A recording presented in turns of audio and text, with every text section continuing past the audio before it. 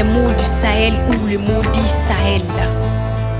Ou est-ce peut-être une malédiction des pères de l'indépendance?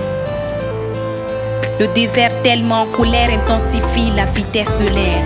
Les tempêtes se multiplient couvrant du sable les corps de ces innocents. Innocents de cette erreur dont ils ne sont pas responsables. Bien que souvent coupables de manquer des leaders responsables. Choisir entre rester dans sa misère pour verser des larmes ou faire couler le sang par les armes. Deux choix différents mais la même fin. À sa vie, le martyr, le soldat ou le terroriste mettra un jour fin. Comment voudriez-vous que le désert se calme quand la corruption ou l'injustice raccourcit le délai de vie? Des vies dont ils ignorent l'existence et la persévérance avec laquelle elles survivent. Comment voudriez-vous que le désert se calme quand il est souillé par le viol et l'extrême extrémisme violent? Pendant que les autres pensent développement, nous Sahéliens et Sahéliennes, nous nous entretions sauvagement.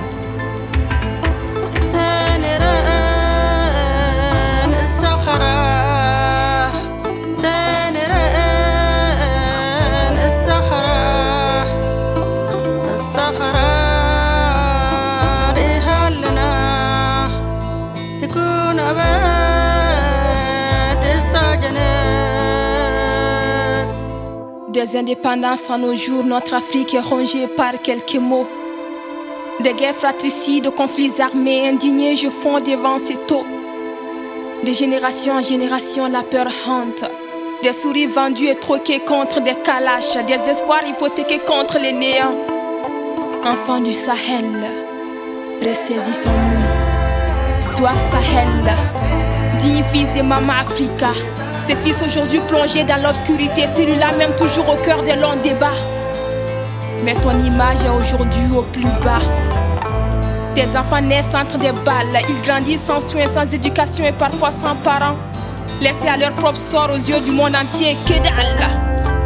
Et qu'en est-il des droits de l'homme? C'est souvent le néant. Des villages massacrés, des rêves brisés, le cœur déchiré par la cruauté humaine. Est-ce la volonté divine ou une manigance de la pire espèce du monde? Stop! Des pompiers pyromanes, nous n'en voulons plus. De même que les discours théoriques superflus. Des milliers de personnes réfugiées, nous n'en voulons plus. Célébrons aujourd'hui la mémoire de l'ascendance qui s'est battue pour les indépendances. Mais je vous appelle à la prise de conscience. Le sacrifice est utile pour notre descendance.